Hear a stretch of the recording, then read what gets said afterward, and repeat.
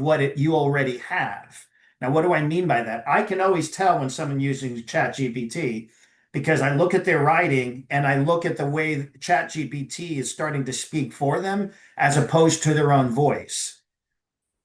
I have learned to use ChatGPT because I'm a super user on it. I've got a certification in it. So what does that actually mean? Every single service member must be fluent in AI. That's a must. I'm going to use, I've never given this advice publicly before, but when I'm coaching, there should be a level of fluency. Now, I did the SHRM certification through HR, through Society for Human Resources Management, and I got the certification there. But that was like 6 months ago, and it's already old. So there is tremendous learning curves that are out there. If you haven't started with chat or whatever form you want to use, I heard Grok is pretty good. Get started right now, because if you're behind, you're behind. And the deficit and the hole just got bigger. Does that help, John, at all, or did I miss the mark? It does help a little bit. I guess, can you maybe just clarify a little bit more? Is like what specifically when we're talking to people, that you've got to understand AI, or that you got to be fluent. Like what does that look like to you? Yeah, so if I'm interfacing, so the goal of Seven Eagle and all of us, right, we're in this tribe together, is get meaningful employment, right? So there's going to be interfaces with the hiring manager, depending on the job description, relevant to the interview, right? Where you're going to have integrative points where the hiring manager is not only fully aware of hiring, but they may actually ask you questions relevant to how you're using AI right now.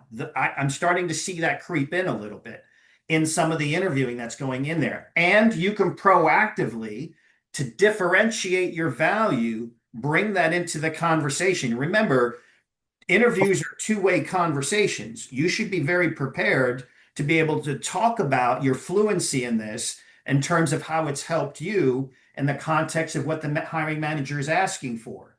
So the ability to know that you're fluent, that you've used it in your strategy thinking, and you're applying it accordingly may set you apart. Depends on the contextualization of the job description relevant to what the hiring manager is thinking about. Did I get a little bit better over the target? Yeah, that definitely makes more sense. Okay, good. I think we have another question for you from Jesse Rivera. Hey, Jesse. Hey, Eddie. First of all, thank you for your service and thank you for your continued service. It's just amazing that there's folks out there that just keep giving. So I'm so grateful for people like you. Thank you. Yeah, you got it, man. So my question is, or it's not really a question, more of a statement, then please comment on it. It seems to me that, so in my case, I'm trying to be a software engineer and I've been going about it the wrong way because of AI. I keep trying to position myself as a junior developer. It seems to me that because of AI, I need to skip that and just go ahead and position myself as maybe even just like a senior developer. If I build all these projects and programs with AI, I'm pretty much just skip that whole step, right? Yeah, so I most of the executives that I'm coaching right now, and this is not a coincidence, all of them are in technology in one form or another. Think about that. All of them are unemployed. I want you to think about that. And I also want you to think how you're positioning yourself. It's really important. Positioning is critical here because in your particular role, unless you have that AI fluency where you're actually using AI as an admin tool that enhances what you're already doing, you're not going to be competitive in the space at all because you're going to get overlooked very quickly. And I'm saying that now, heavy anecdotal feedback right now. This is what I'm experiencing real time. So take my advice and just inquire with chat or whoever you're using just to get a feel, because software developing is getting commoditized. Huge. It's getting to a point where agentic AI is likely going to turn around and say, we don't need software developers anymore. So that means the pond could be potentially drying up. So you need to evaluate that if it makes sense to you. Does that make sense? No, it makes complete sense. I mean, what I've been looking into it very much, and from what I've gathered is that so the traditional role of an AI, like a software engineer, it's going to be gone, right? You have to kind of, It's it's going to almost like an evolve into evolutionary. something. Yeah, It's going to evolve into, I don't know what it's exactly. going to evolve into, but we don't know what that is. But commoditizing of skills is taking place. So what do I mean by Mhm. that? That means AI is taking away the full job description and it's taking pieces of that job and automating it. Yeah. So yeah, so like what I'm seeing is like basically like the everyday coding is gone, but you still need people that can read the code because AI isn't perfect. So we can basically, Absolutely. if there is a bug or if there is something wrong with it, you need somebody who is fluent in the language so you can pinpoint where the mistake is and Now then you're correct it. thinking the right way. That's exactly the Thank way you. you should be thinking.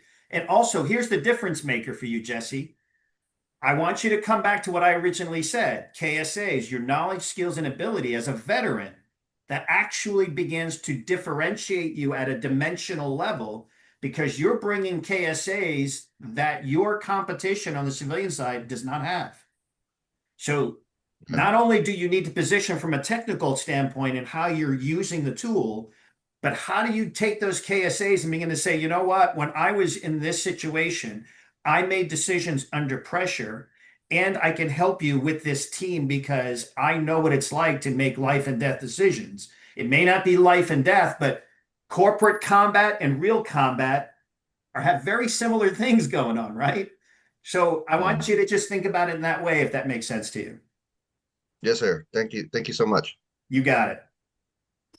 So we have two more questions for you, and then we're going to kind of ask you to evaluate someone's elevator pitch. We've been Sure. learning a lot about elevator pitches, but we'll take these last two questions and then we'll move over the pitch if that's okay. Absolutely. So Kenneth Frey is next up for a question for you.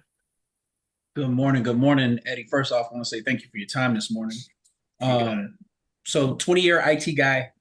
Funny hearing you guys talk about IT and things of that nature. I've done kind of the peanut butter spread, being senior enlisted as well. But yeah, decided to do like the Python software development. And I think that's where I've been having the hardest time with it is, understanding that while I'm going through some of my training, a lot of it is like, hey, do this to get these colors, blah, blah, blah. Okay, well, in my head, I'm already thinking, hey, man, I can do that in ChatGPT anytime to figure out what colors I need to do X, Y, Z, right? But trying to figure out, I guess my biggest issue, and I'd like to get your take on this, is I understand our KSAs. I understand those things for us from a leadership perspective, even if we've only been in for 4 years, right? We've done some things that others haven't seen. But I think a lot of civilians do not think that we've dealt with, the numbers that we've done, because they just don't understand what we have going on. How do we make sure, how do we give ourselves the best opportunity to get brought to the table to tell our story, right? I think that's the biggest issue I've been having is getting to the table to tell our story. Yeah. Yeah. Um, I can tell you some sure ways to do it. And this is where your networking is going to have to come into play a little bit, right? The people who are going to give you a break is someone who's been an IT project director or IT director like yourself who has a military background. It's the only way you're going to get better than what I call probabilities of success, because all you need is you need the opportunity to be able to articulate the value that you have, and you can differentiate. But damn, Eddie, how do I get to the table? I can't seem to get to the freaking table, right? I hear you. I hear you on that. Now, here's what I mean by networking. I don't like using the word networking. I hate that word because it implies something that's less than in our values. Because it feels like I have to be fake in order to get something from somebody when my entire life has been built around selfless service. That's the core of what's the angst that's going on with most military people. It's almost like having sand in the crack of you know what, right? You feel uncomfortable. You don't like doing it, but yet you have to do it, and people kind of hold their nose and do it. When I'm talking about network is I need you to go back and draw 3 concentric circles, right? Those 3 concentric circles, this is a little bit of a just sage advice. In the very first circle, you want to put the people that are closest to you. In the second circle, you want to put people who are secondary. And the third is the tertiary, those who have the most influence that can help you. And then I want to ask you a very pointed question, Ken. If you have 3 to 5 people that you know that would lift up the phone and just say, hey, Ken, I would do anything for you. That's a testimony to your skill sets. That means you've built quality relationships over time, and people will actually pick up the phone and talk to you or text you, whatever it's going to be. Do you have those kinds of relationships? Sure do. I've already been contacted by I think 7 of my friends have already retired or already got roles. Just looking for. I've already sent them my resume, so they're doing their thing for me as well. So Oh, okay, so let me ask definitely. you let's evaluate quality of those contacts. Are they all military or are they outside of the military? Uh, you're talking about currently inside the military? Yes. I mean, are they No. all veterans or non-veterans? 3 veterans, 4 civilians. Okay, good. Good mix. Okay. Has it been productive for you? So we just started maybe last Thursday.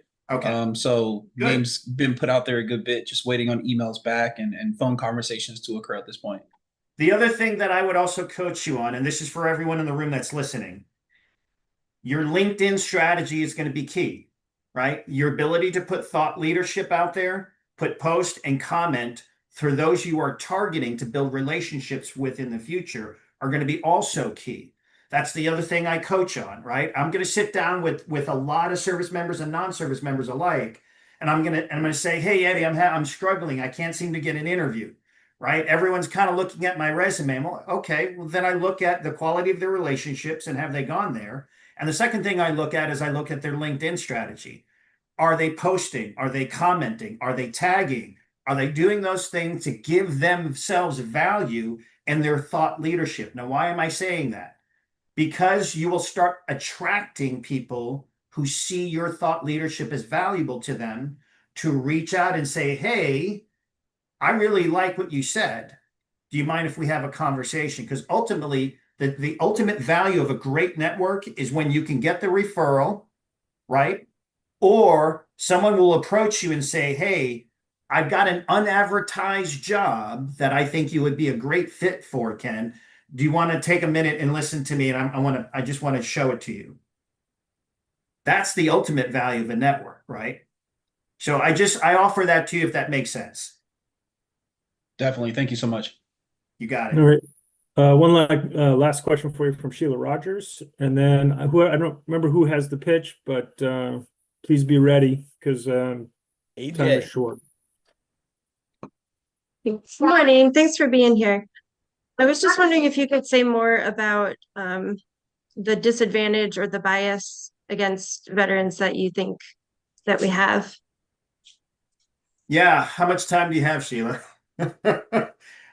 So, there are some of my compadres or compatriots and contemporaries who disagree with me on this because they think the system works just fine.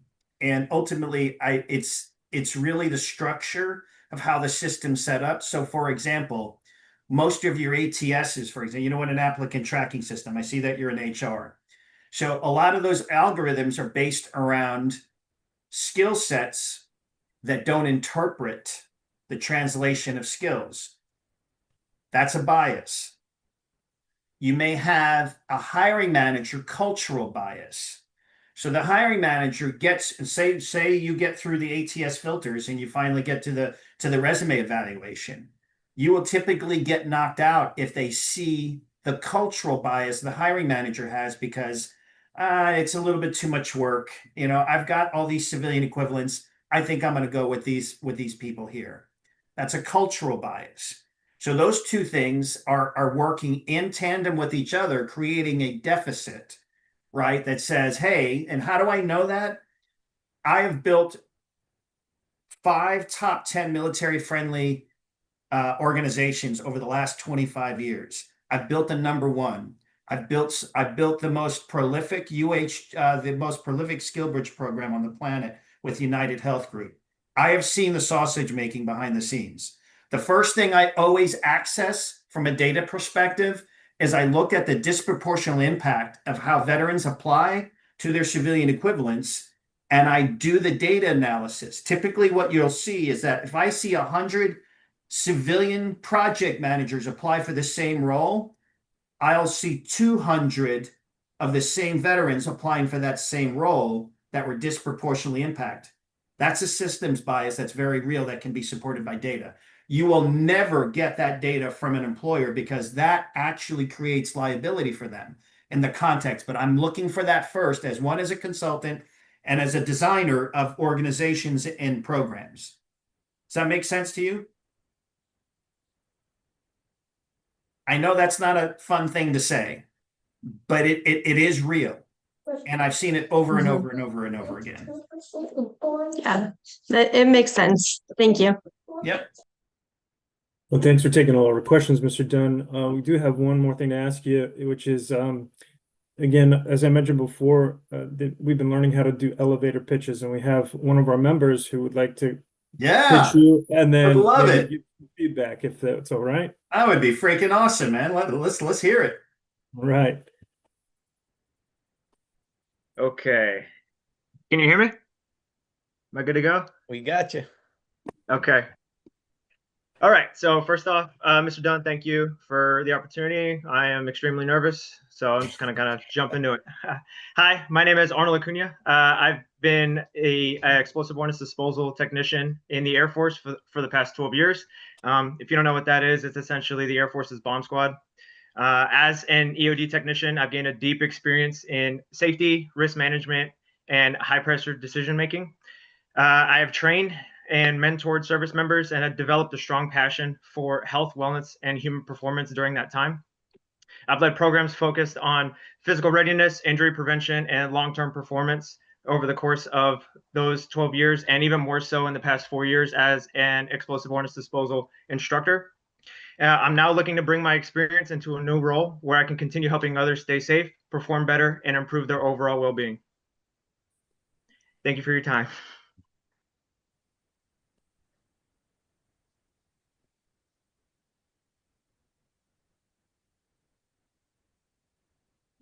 Thumbs up. All right, so let's see. Any thumbs up around here? Everyone thumbs up? Oh, yeah. That was awesome, Lots of AJ. claps, thumbs up. Good Yeah. job, buddy. Thank you. We put him on the spot today, Eddie. So I said, Oh, is that gotta be- right? Yeah. Listen, man, I'm easy. I'm easy. I love the ordinance piece where you let out with. I think that was really good because it's unusual. Civilian equivalents are not going to know what a bomb ordinance like. Wow. All right. So the thing is so when you do this, yes, you only get about 30, 40 seconds, right? Elevator pitch, handshake. Hey, I think the close needs to be a little bit better, right? And then also ask them about themselves. Everyone likes to talk about themselves, right? And so if they're saying, hey, would love to, so tell me about yourself, right? That kind of thing. If they're friendly towards you, it's like, and I'm going to say, the first thing I'd say to you, yeah, bomb ordinance, man. So you handled in the hurt locker, tell me about that, or something along those lines, around some kind of story. That's your pitch into an extended conversation, right? So you want to get past the first 30 seconds to be able to get the next sentence in that enables you to have the longer conversation. Because once you are able to get that next conversation, that extends to 2 or 3 minutes. Sometimes I've had conversations where I introduced myself. Yeah, I just used to jump out of perfectly good airplanes. I've been a talent innovator for the last 15 years, having been in this space, and I have seen everything. I have actually coached 3-star generals who will always be nameless, all the way down to Private Snuffy. And I've had civilians that are like, Private Snuffy? So yeah, it's the jargon we used back in the day when we try to talk about the talent. And he would just start talking about other things, and it would lead into other parts of the conversation. Before you know it, 15, 20 minutes goes by. That's memorable. In an elevator pitch, you want to be memorable. You want to close the deal in the action of being able to get to the next part of the conversation, or an extension of an invite for another conversation. Hey, you know what? I can't talk to you right now. Do you have a card? I'll definitely call you. It's like, hey, listen, sometimes they just mean well, but they're not really being authentic. But it's like, listen, I love what you do. Can you kind of ping me on LinkedIn and let's have another conversation? Happy to do that. Immediate follow-up, right? But overall, AJ, really, really good. Thank you. What I want you to think about is let it be natural. I saw you reading a little bit. I know, but get it down to 3 bullet points. And what That's do I exactly what I have. I just have my bullet points on the side. But here's the thing. When you're able to pull from memory based on how a bullet point triggers your thinking, you have it in your head now and you can be more relaxed. It's a technique that I often coach on where when I'm talking to someone about an origin story or really beginning to think how they're going to show up. It's the ability to have that in front of you. Now, we live in a Zoom world, but if you're talking to me in a networking event, it should be really easy to remember, right? Those 3 bullet points that trigger your memory to be able to tell your story. Gotcha. And then so end it with a question to whoever I'm speaking to. You can, but if it's spontaneous, you don't know anything about this person, you're at a networking event. So let's take a live event scenario, right? Okay. You know who this person is and you've done your homework and you should be prepared with the second question. That's in a live event. And you've done your homework because you've done homework in advance because you want to connect to them and have an extended conversation. It might be bass fishing. I don't know whatever it can be, but it's about being memorable and the extension of the invite that they give relevant to having an extended conversation. Gotcha. Okay. Well, thank you, sir. Thank you for the opportunity. You got it, man. Really good work. Nice work. Thank you, Mr. Dunn. We really appreciate your time. I know that we've busted our timeline, but I know I got a lot out of it. I got a page full of notes here. Good. Thank you so much for all of your insight. I'm going to hand it back over to Jordy now. Yeah, and, sorry about you. that. We went over time. No, it's Sorry. No, okay. you're good. All good. Weston, thank you for doing that, man. MCing, I appreciate you. You did a great job. AJ, awesome. Thank you for stepping up, not being scared. I love it. I love it. And Eddie, I have one question before we break. Yeah, because sure. you guys, this is one of the best in our industry, man. This guy has seen more and done more than so many people. If you had to leave the men and women here with, they're going to get in front of people. They're going to have opportunities to give their elevator pitch, to hopefully interview very quickly with a lot of hiring authorities. You've done this with thousands of candidates over the years. What are some of the best takeaways you can leave for them when they do get face to face with someone in an interview setting? What are some of the things that you see transitioning vets do really well that they should really In the practice? interview context or Yeah, generally? Interview. Yeah, so interviewing is you have to. So I'm not sure I can do it in 2 minutes, but I'll do it in 2 minutes. No, take your time. Go ahead, man. Yeah. So it's important to understand the contextualization of what's going on behind the interview. It's so important, right? The contextualization of why they ask certain questions. When they ask you, tell me about yourself, it's an extension of your 30-second elevator pitch. It's just a broader, longer story. The ability to articulate your value in the context of the interview is so important that the resume almost nullifies it. The resume gets you in the door, but it's the interview that gets you the offer, right? So when we're thinking about it fundamentally, it's the ability to not only contextualization. And what do I mean by that specifically? So tell me about yourself. Why would they ask that question? Why would they ask certain questions like the STAR method? Everyone familiar with STAR, right? Situation, task, action, result. Everyone understands STAR methodology in questions. This is one of those things where they say, hey, tell me about a time when you were a project manager in the military and you had a challenge. How did you solve it? And what does it really mean? And tell me how you did it. There is a reason why they ask you those questions. In corporate America, they're never going to give you a direct answer. You should always understand that. They're never going to give you a direct answer. Because why? Because there's a compliance and they're managing expectations very carefully, right? Because of the compliance, right? They're governed by laws and compliance that preclude them from being open and honest with you. So they're going to ask questions, not to fool you in any way, but they're looking to evaluate your ability to look at your resume, to be able to articulate, not a regurgitation of your resume, but how you answer above and beyond the resume so they can make an evaluation. The STAR methodology is super important to make sure you have those down, right? That you're prepared to tell you about yourself. And so again, it's about understanding why they ask you the questions. Tell me about yourself story. There is tons of stuff on YouTube. ChatGPT can actually take you through every single question based on AI and the modeling they do there. Yes, thank you, James, for putting that up there. Situation, task, action, result. So in the 2 minutes, in the 30 seconds that I have, it's super important not only understand contextualization, but understand the hiring manager. Here's where I extend my coaching. How much do you know about the hiring manager? You just looked them up on LinkedIn. Why didn't you look up them on Facebook? Mm-hmm. The one thing I liked about AJ is that he had a center of gravity that was good. He said he was nervous and he telegraphed that, but he wasn't too nervous.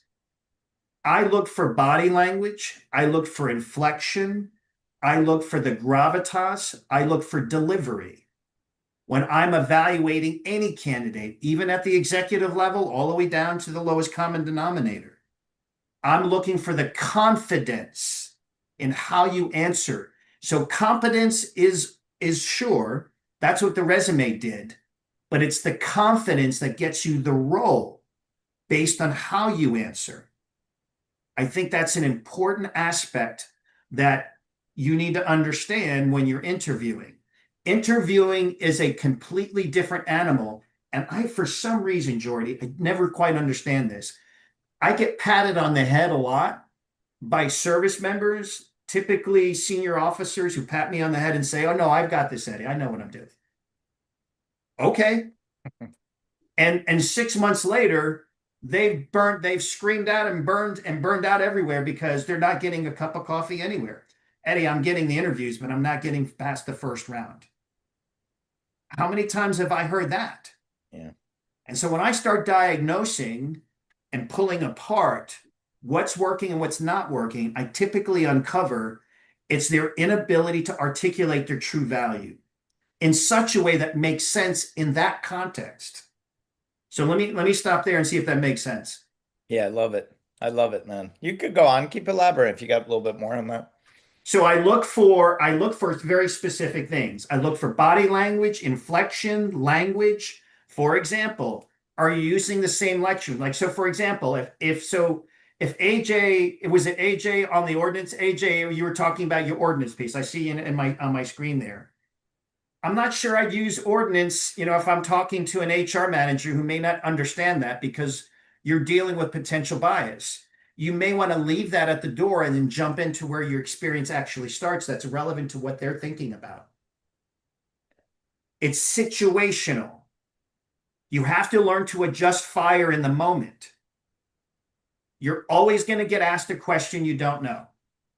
Right. So sometimes what happens is service members lose track and start to bloviate and blow smoke when they don't know what the hell they're talking about, right? So I've seen that happen many times. And I've been on the other end. I've been a hiring manager. I've been in senior HR talent management professional positions my entire career. And I know when you're bloviating. I know when you're blowing smoke. And that'll knock you out of the box very quickly. Right. So what does that mean, right? It means that you answer with the best confidence possible. If you don't know the answer, you don't know the answer. But then there's a follow-up. You have their email address. You can call them. You can say, "Hey, thought about this. Thank you for that question. Here's how I reflected on it. And here's the answer that I would do in this. This is how I would answer that question now." It may mean the difference of you winning by a nose or not getting the job at all because you didn't follow up. So there is tactical, practical ways for you to win at the game, right? What's unfamiliar to you is that you're actually navigating terrain features you've never actually experienced before. Because what's going on behind the scenes is never going to be seen, admitted or communicated in such a way that the frontal approach to this. Hey, give it to me in black and white. They're not going to do that. It's just the way corporate America is. They do it because of compliance. There's risk involved for them if they were honest with you, right? Like, for example, getting ghosted. How many people have been ghosted so far? And all their everyone's hands going up. Everyone's been ghosted, right? It's because they're getting 2,000 applicants, right? We talked about the 800-pound gorilla in the room. They're getting 2,000 applicants, and the systems are overwhelmed. Now you've got AI application agents going in and applying for you everywhere. Okay, it's overwhelming the system. So now you're getting in a situation where you get to the interview stage. It's about your KSAs. It's about telling your story of being a former military professional and where you are now. If you spend too much time being in the military, they're going to get the impression that you're still in the military and you don't relate to the role that they want to evaluate for you for. The hiring manager's purpose, the only purpose, is to see if you fit into their role. They can care crap about less about anything else. And so the screening, you'll get a recruiter who's got a tick the box exercise. And I know, Sheila, you probably may understand this. They've got a set script they got to get through. That's a screening call. I'm talking about hiring manager interface in the interview. Okay, so you've got 80% is usually the minimum standard. But now, because they've got the choice of every single candidate on the planet, it's a buyer's market for the employers right now. So they may have elevated to 90% tick the box because they've got that many candidates to choose from. It's a tough world right now. It's very hyper competitive.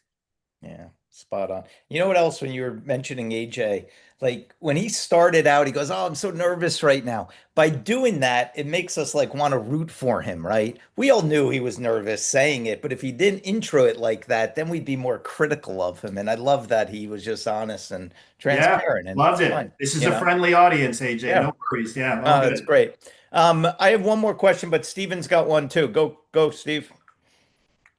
Yeah, I just what you brought up, Eddie. First, thank you for your time. This is price of admission. It's just in these last 45 minutes. But what about the follow-up email after the interviews? I've been doing them because I was told to do them. I mean, is that still a thing, or do they not even read it? Because I don't expect a response, but I send it anyway. So I just wonder, like, should I keep doing that or stop?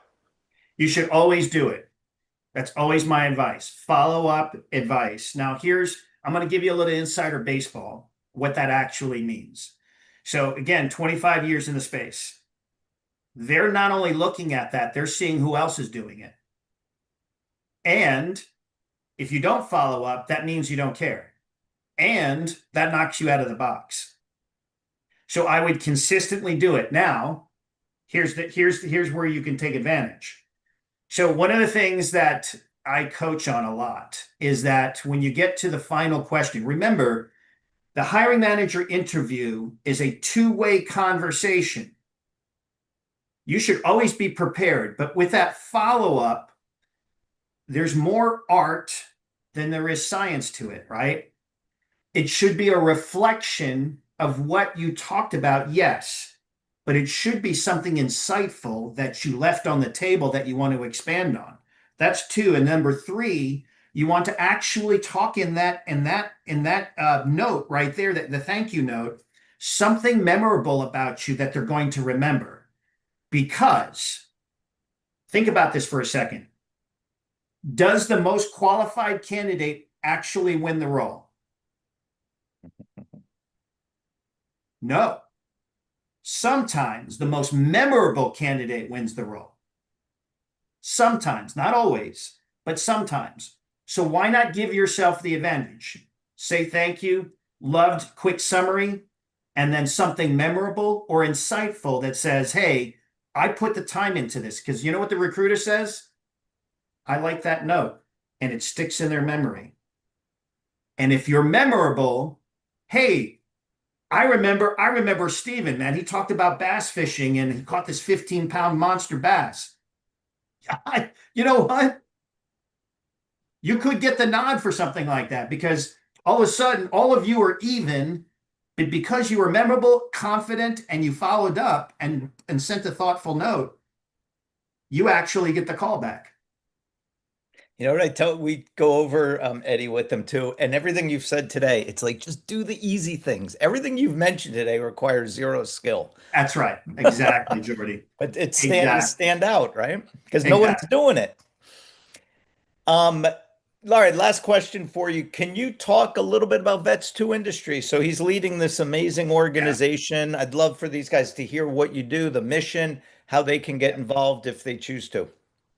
Yeah, so Vets2Industry is a national veteran service organization. We provide free resources to service members in terms of all the information they need in the context of their transition. We have a number of resources. I mean, it's just incredible the type of things that we're going through. We can help with employment. We can help connect you with a lot of different things. I've just taken on the interim role, so I've been in the space a long time, and we're shifting in different directions now. In other words, we're combining 4 distinct capabilities with Vets2Industry. And we're offering, and we're not a competitor with 7Eagle because 7Eagle is an absolute partner with us in the context of how we all cooperate in the space. I would have never agreed to come on this unless I thought Jordy was a straight up guy and I love what you guys are doing. So it's a level of collaboration. So you'll see some overlap in the context of how we partner here. And that's perfectly okay. But we're partners in this because we love our tribe the way we love our tribe, right? So we have 4 distinct capabilities that are inside what we're going to market with. And so you'll see some of this. I'm very prolific on LinkedIn. I'm posting all the time. The first capability with VSO, with our VSO here, we're a national VSO, is our ability to attract thousands of service members in all of our networking events. So it's our national traction capability. Our second capability, I bring in distinctly, before I did V2I, I had the Civilian Ready. You probably, Jordy, you probably remember when I was the founder, I am the founder of Civilian Ready. Yep. We bring the wellness into the military to civilian transition process, right? We think that's a component piece missing. So what do you mean by wellness? Well, I won't go into it straight here, but there's an extraordinary value when you bring in the military to civilian transition wellness component of how to get your operator headspace right? In the context of building towards life metrics, right, that are going to matter to you. So that's capability number 2. Capability number 3 is that we're relaunching Veterati. Some of you may have remembered Veterati. It's now post Veterati. We're just starting to finish up our mentor. It's a mentoring platform. So that's our 3rd capability. And our 4th capability is built around our employer approach. So everything I've told you about what I've done is because I have seen the last 25 years of how the sausage is made behind the scenes. I have an expertise in SkillBridge, in employment, and all these things. And we've built very distinct, unique practices that drive this value proposition for employers. It's to help them build their organizational performance and grow their revenue by helping them hire, retain, and deploy veterans more effectively. And we have an employer practice built around that. So those 4 capabilities are go to market. You've probably, if you're following me at all, we have 2 industry verticals. Our go to market strategy is built around shipbuilding and broadband right now, right? So we're trying to build and we're doing a heavy lift around those 2 things. We think healthcare is upcoming. And remember what I said, we eat our own dog food. It's about our own advice, right? We think broadband is a huge area of opportunity for service members. And we think shipbuilding. Why shipbuilding? Because when I sat in the Deputy Secretary, V.A. Lawrence's office, he said, Eddie, if you go into shipbuilding with your model, right, and with what you're trying to do, you'll have the Trump administration's attention, you'll have the DOD's attention, and you'll have my attention because he's my boss. So what did we do? We're trying to get the heavy lift done in shipbuilding right now. What does that actually mean? We're creating career pathways into the shipbuilding area, talking to subject matter expert, employers that want to be a part of this mix. So that's what Vets2Industry is all about. It's a heavy lift. It's a massive undertaking. But yeah, that's what V2I is all about. That's awesome, man. Everyone, please check it out. He's, like he said, he's all over LinkedIn and you'll find him and reach out to him. He's a great resource for you. Eddie, thank you for coming on, man. You're a good man and we appreciate everything you do for this community. Appreciate you, Jordy. What a blessing it is to be a part of this. Thank you. And have me on next time. Happy to do it. You got it, buddy. right. Awesome. Bye. All right. Good job, guys. Weston, AJ, thank you. You guys did awesome. I appreciate that. Do you guys see did you guys notice when anyone else distracted behind him, he had like a triangle or something and it looked like hair, like he was wearing like a wig or something. Just always be aware of your background, especially if you're blurring out your background or doing the silhouette thing, because then when you move around quickly, you get part of you disappears or whatever. So all right, cool. So why don't let's take a 5-minute break. We got an amazing speaker coming up next, Mr. Steve Garnett. So go grab a drink. Come on back in 5 and we'll get going.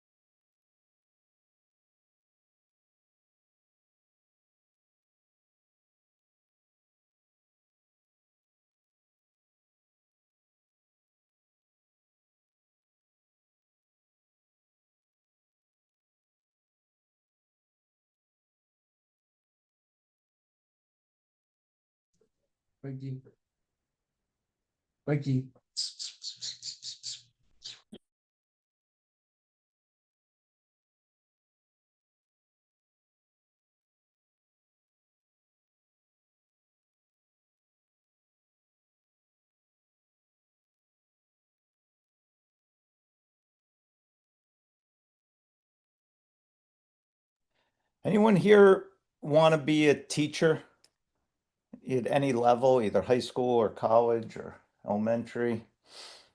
Put a 1 in the chat if I'm just curious if we got any. Yeah, I have some interest, Jordy. Educators. John, all right. Jesse, cool. Oh, we got a lot. College, nice. It's a great path. What about like coaching, being like a teacher coach, which is very common when all these schools are always in need of good coaching.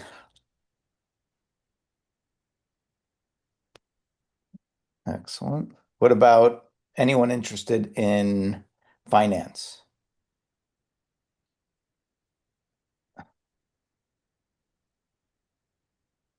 Troops to teachers. Yeah, those guys are good. I don't I got to learn about them. Somebody else told me about troops to teachers. ROTC baseball coach. That's good. Always in. Don't don't work for free. Awesome. All right. Is Steve here? Stevie G. Jordy, I'm right here. Oh, yeah, baby. Where are you? Wait, I don't know why it doesn't light up. There he is. Steve, what's up, my man? It's a beautiful day in America, baby. We'll get cranking in 1 minute. They're just grabbing a drink and then we'll get started in again. But thanks for coming on, bud. Thanks for having me. Absolute honor. Yeah. Steve is in where in Connecticut are you? Greenwich? I'm in Greenwich, yes. Greenwich, right. Right outside of NYC. Anyone here from Connecticut? I know we have one guy was from Hartford. I can't remember who. We have any Connecticut vets?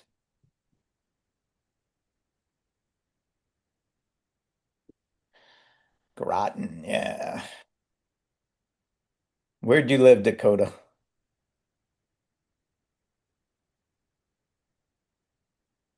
Hillary.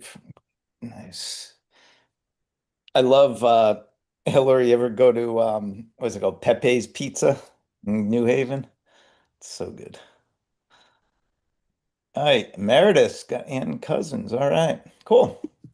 All right, why don't we get cranking? If you guys can throw on your cameras, we got an amazing speaker. We got my friend Steve Garnett. Steve and I grew up together in the same town. I was a few years ahead of him, but just always liked this guy, and not only because he was probably one of the best athletes to ever come out of our high school. He played three sports: football, lax, and basketball. I think All-American in some of those, and then went on to have an amazing college athletic career as well. But more importantly, just a tremendous guy. He is just one of these just really good people who when you meet him, you can understand why he has such success in his personal and professional life. And so one of the reasons I want to have Steve on was because he made a pivot halfway through his career, like a lot of us do, right? You start out doing something, and then down the line you change gears and you go in a different direction. So he started. We'll hear all about it, but he started out as a teacher, administrator, a coach at three top private schools, two in Connecticut, one called Brunswick School, Fairfield Country Day, and then one down in Charleston, South Carolina, Charleston Day School. So he spent a number of years doing that and then decided he wanted to do something else. And now he is the VP of partnership engagement at a massive global company called Ascot, and they are in the insurance and reinsurance business.